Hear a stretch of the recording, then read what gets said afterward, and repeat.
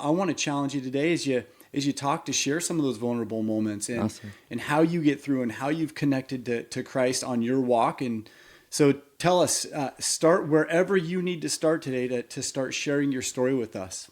Oh man, that's such a big canvas, isn't it? Okay, so let's see.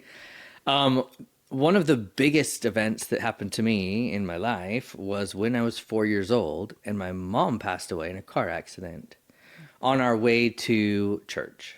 So my dad was already there and he was in the elders quorum and he was there, doing his meetings and, went an hour or two early and was doing his duty. And we hopped in the car and drove to church. And at an intersection, a man ran the red light and crashed into the driver's side of our car.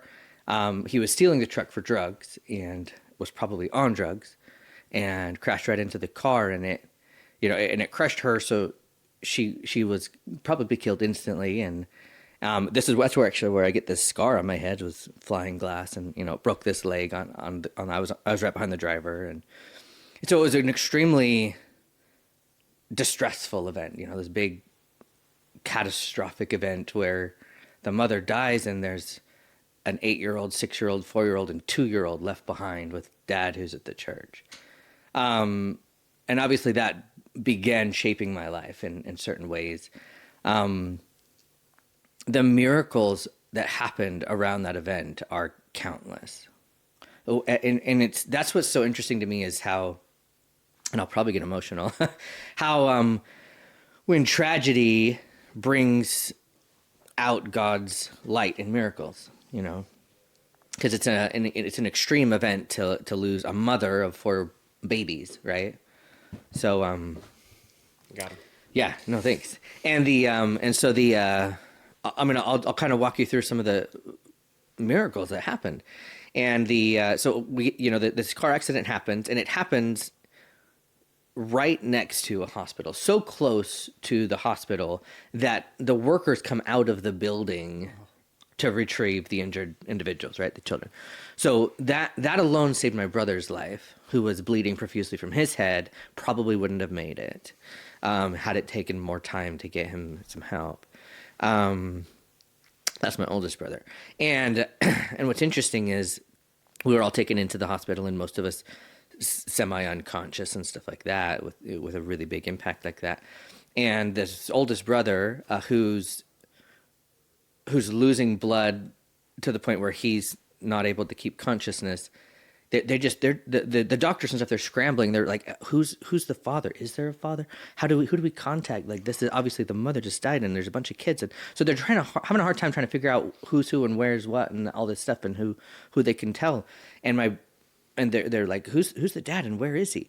And my brother, who's fairly unconscious, sits straight up in bed and says, my father is Dale Arthur Parks, and he's at the Church of Jesus Christ of Latter-day Saints. And then he goes back unconscious with this extreme like clarity of an 8-year-old. Like what 8-year-old has all of that just ready to go, right? You know what I mean? It's just not normal. So that was miracle, number one in this case. And then and so they open up the, I guess, white pages at that point, find such a church, the nearest one, give it a call. The phone rings in the hallway and, and they're looking for a Dale Parks. And so somebody runs around and opens doors enough till they find someone named Dale Parks. Anyway, he gets the notice and he's like, you need to come to the hospital right now. Your whole family is here. And that's about all he hears. And he gets in the car and he goes to the hospital only to find that his wife didn't survive. And he's got 4 boys, one of which may not survive, right? So all the boys did survive, all 4 of us, and we're 4 brothers. So, and then the miracles just keep happening, right?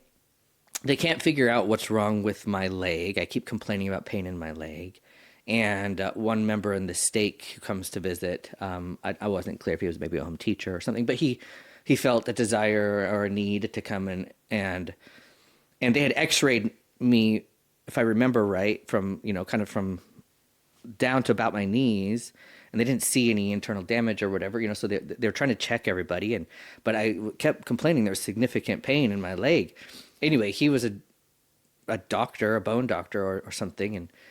And he just decided, I'm just going to help. And so he I'm laying there in the bed just crying and having a fit as a 4-year-old, and he feels down my leg far enough to find that there's fractures down lower, and they just hadn't checked, right? So like he's able to find that for me, and then it just keeps going, and then my dad, who's devastated, sitting at this point in a kind of waiting room, I guess, is trying to figure out what's he going to do? Like, how do I approach life now? Like, I mean, he's just sitting there, like, what just happened? In shock.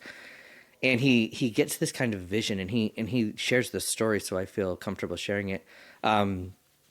He literally has a visionary experience where he sees him and his boys walking down a path, and he comes to a fork in the road where he can choose to hate this individual who did this to him, and harbor hatred and get revenge and go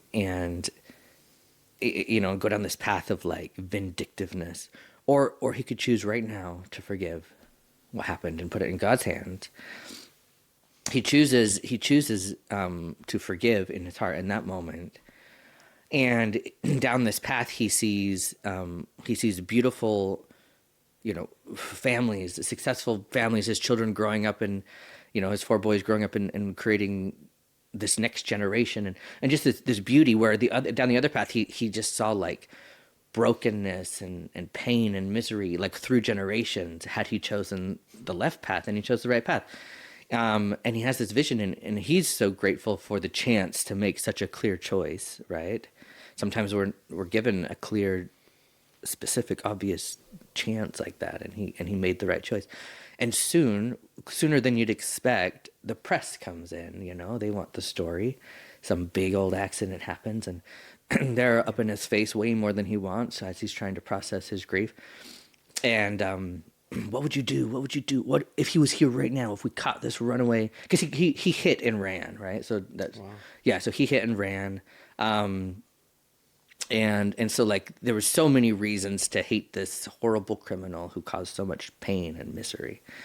What would you do if he was here right now? They said to him, and he sincerely said, "I wish he was, and I would give him a hug." And tell him that everything was okay.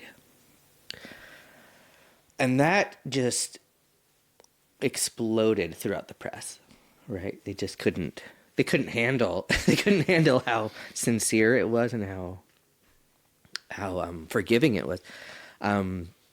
For weeks, leads were rolling into the missionaries, and they taught countless people many baptisms because of this forgiving Mormon father.